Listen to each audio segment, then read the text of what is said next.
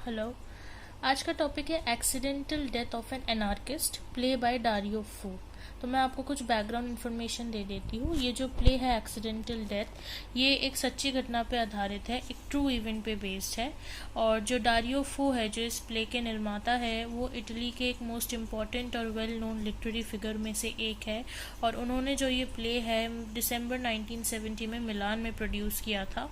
तो मैं आपको अनार्किस्ट का मीनिंग बता देती हूँ। अनार्किस्ट का मतलब है पर्सन, जो एक ऐसा इंसान जो रूल्स एंड रेगुलेशंस के तहत अपनी ज़िंदगी नहीं जीना चाहता, वो फुल इंडिपेंडेंस के साथ रहना चाहता है, जिसको हम हिंदी में बोल सकते हैं अराजकतावादी। तो जो सच्ची घटना पे आधारित है, जो पता होना सबसे ज़्यादा ज़रूरी है, वो ये है कि इटली में हुआ था एक ऐसा चीज़ कि एक इटालियन वर्कर जिसका नाम था गिसेप्पे पेनेली, उनको पुलिस वालों ने इतना टॉर्चर किया था। एक बॉम्ब ब्लास्ट के अंडर में उनको अक्यूज़ किया गया था कि उन्होंने एक बॉम्ब ब्लास्ट किया है, जो कि सच नहीं था। और उनको पुलिस वालों ने 4 दिन तक इतना टॉर्चर किया कि उन्होंने बाद में सुसाइड अटेम्प्ट कर लिया। अब ये सुसाइड है या मर्डर है, ये अभी हमें इस प्ले के दौरान पता चलेगा। तो आइए हम पहले कैरेक्टर्स का डिस्कशन कर लेते हैं। तो इस प्ले में जो कैरेक्टर्स है वो है बर्टोजो। बर्टोजो एक इंस्पेक्टर है। फिर आते हैं मैनियक। मैनियक एक मैडमैन है। इसको मैडमैन बोल सकते हैं क्योंकि ये अलग अलग पर्सनालिटी, एक अलग अलग किरदार का आकार लेके ये लोगों को ठगता है। कभी ये साइकेट्रिस्ट बन जाता है, कभी ये प्रोफेसर बन जाता है। अब आते हैं कांस्टेबल। इसमें आते हैं इंस्पेक्टर, इंस्पेक्टर पिसानी, जिनको हम स्पोर्ट्स जैकेट भी रेफर कर सकते हैं। फिर आते हैं सुपरिंटेंडेंट और आती है एक जर्नलिस्ट जिनका नाम है मारिया फेलेटी। तो आइए अब मैं आपको एक्सप्लेन करती हूँ इस प्ले के बारे में। तो प्ले के एक्ट 1 में क्या होता है कि जो बर्टोजो होते हैं वो मैनियक को पकड़ के लाते हैं। मैनियक 12 बार जेल में आ चुका है, पर पुलिस उसको कभी मीन्स क्राइम के लिए पकड़ नहीं पाती, क्योंकि उनके पास कोई अच्छा ठोस प्रूफ नहीं होता मैनियक के खिलाफ। वो लोगों को अलग अलग रूप धारण करता है, कभी प्रोफेसर का, कभी साइकेट्रिस्ट का, और लोगों को ठगता रहता है।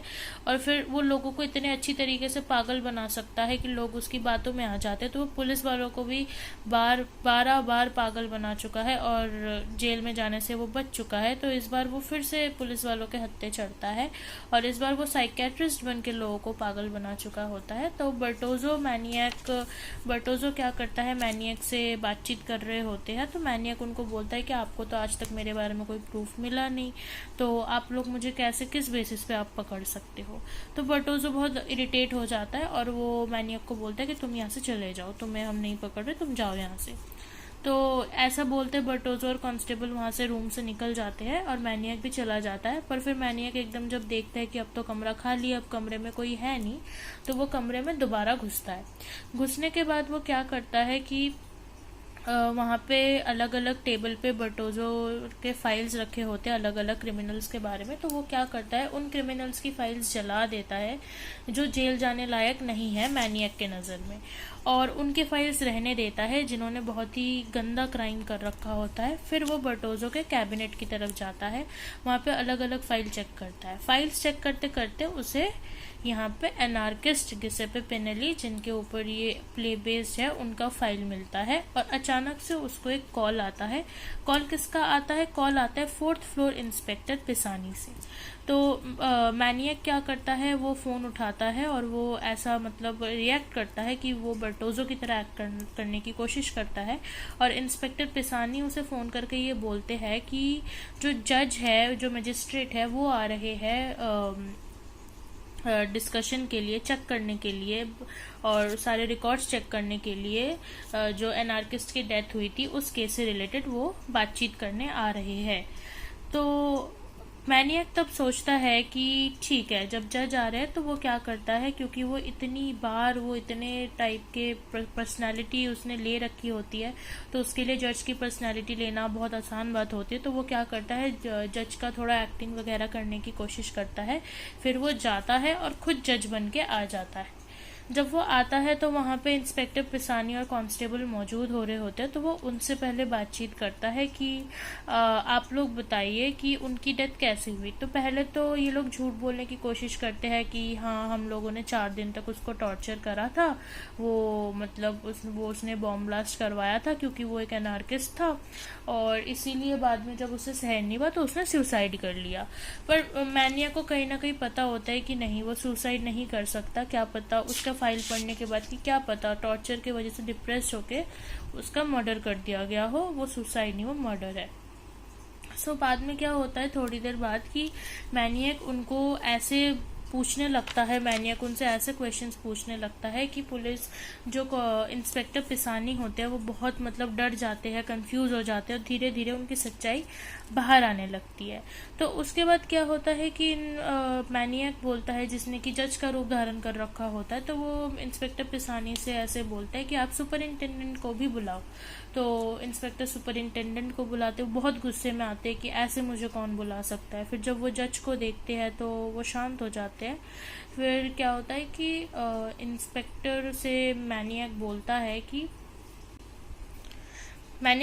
कि ऐसा कैसे हो सकता है कि वो सुसाइड कर ले। पहली बात तो ये कि दिसंबर का ठंड, जहाँ पे टेम्परेचर 0 डिग्री में चला जाता है, वहाँ पे वो एनार्किस्ट खिड़की खोल के बैठेगा ही क्यों। सेकंड, कि अगर आपका कांस्टेबल ये बोल रहा है कि उसने एनार्किस्ट को बचाने की कोशिश करी थी, तो फिर उसका पैर पकड़ के, तो फिर एटलीस्ट उसका एक पेयर ऑफ शूज़ वहाँ पड़े रहना चाहिए था। पर जब वो नीचे गिरा तब उसके दोनों पैरों में ही शूज़ थे। थोड़ी देर बाद क्या होता है, एक जर्नलिस्ट आती है, मारिया फिलेटी, जो कि रिपोर्टिंग करने के लिए आई हुई होती है। तो ये सुपरिंटेंडेंट चाहते हैं कि ये जर्नलिस्ट यहाँ पे ना रहे, कि वो चली जाए यहाँ से, बट मैनियक किसी तरह उनको एज अ जज मना लेता है। और मैनियक इसलिए इन सब से बातें निकाल पाता है क्योंकि मैं आपको रीज़न बताती हूँ, क्योंकि मैनियक एक जज का किरदार निभा रहा होता है, कहीं ना कहीं वो एक गवर्नमेंट ऑफिशियल है। ये कांस्टेबल, सुपरिंटेंडेंट, इंस्पेक्टर, ये लोग भी गवर्नमेंट ऑफिशियल्स है। तो इनको लगता है कि हम आपस में बातें कर लेंगे और हम इन बातों को सुलझा लेंगे। तो अब जो जर्नलिस्ट होती है मारिया फिलेटी, वो भी क्वेश्चंस कर रही होती है अपने बिहाफ पे कि मतलब वो बोलती है कि अगर वो खुद से कूदा होता तो फिर शायद से एनार्किस्ट का कोई ना कोई बोन्स टूट चुका होता, पर ऐसा कुछ था नहीं। सेकेंडली, अगर और जब वो गिरा, उसके पोस्टमार्टम में आया था कि उसके नेक पे एक बहुत मतलब तेज़ हाथ से मारा गया था, उसके नेक पे एक निशान था। तो वो निशान कहाँ से आया, क्या आप लोगों ने उसको मारा था? तो धीरे धीरे मैनियक क्या करता है कि इनको मतलब समझा लेता है कि आप लोग बता दो, मैं सिचुएशन बाद में संभाल लूँगा। तो इतने में क्या होता है कि इंस्पेक्टर बर्टोजो आते हैं एनार्किस्ट की फाइल लेकर। तो आते ही उनको शक होता है कि ये जो जज है ये कहीं ये मैनियक तो नहीं है, क्योंकि जिस हिसाब से उसने अपने पोशाक पहन रखे, इसको डाउट होता है। तो जब इसको डाउट होता है तो जैसे ही ये कुछ बोलने जाता है तो ये सुपरिंटेंडेंट और इंस्पेक्टर इसको रोक देते हैं कि नहीं, आप बीच में कुछ नहीं बोलोगे, जब हमारी बात चल रही तो हमारी बात चलने दो। तो बाद में ये चीज़ें बाहर आती है कि मैनिया कहीं ना कहीं बोलता है कि या तो आप लोगों ने ऐसा करा होगा कि आप लोगों में से किसी एक ने उसके गले में बहुत ज़ोर से हाथ मारा था, जिस वजह से वो बेहोश हो गया। फिर आप लोगों ने क्या करा, उसको हवा दिलाने के लिए, कि उसको होश आ जाए, थोड़ा हवा खिलाने के लिए आप लोग उसे खिड़की के पास लेकर गए। और दोनों जनों को लगा कि एक दूसरे ने पकड़ रखा है, पर कहीं ना कहीं दोनों ने अपने हाथ ढीले छोड़ दिए, जिस वजह से वो खिड़की से गिर गया नीचे और सीधा उसकी मौत हो गई। या फिर ये हुआ होगा कि आप लोगों ने जिस लेवल पे उसको 4 दिन तक टॉर्चर करा था, वो टॉर्चर सहन नहीं कर पाया और उसने सुसाइड अटेम्प्ट कर लिया। पर दोनों तरीके से ये एक मर्डर ही है। तो बर्टोजो बाद में फिर क्या करता है, बर्टोजो धीरे धीरे बहुत गुस्सा होने लगता है, क्योंकि उसको पता चल जाता है कि ये जज नहीं, ये मैनियक है जिसने जज का रूप धारण करके रखा है।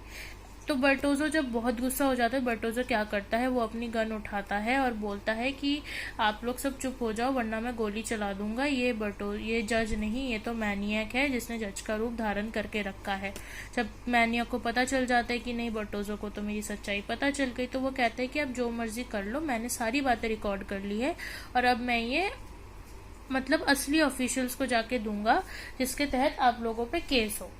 फिर क्या होता है कि उसके बाद क्या होता है कि मैनियक के हाथ में एक बॉम्ब होता है, वो एकदम से लाइट चली जाती है और वो बॉम्ब का ट्रिगर दबा देता है और वो बॉम्ब फट जाता है। जैसे ही सबको होश आता है तो वो देखते हैं मैनियक वहाँ है ही नहीं, वो वहाँ से भाग जाता है, कि वो फिर से बच जाता है मैनियक। और फिर वो जर्नलिस्ट भी वहाँ से चली जाती है क्योंकि उसका भी फिर कोई काम बचता नहीं है वहाँ पे।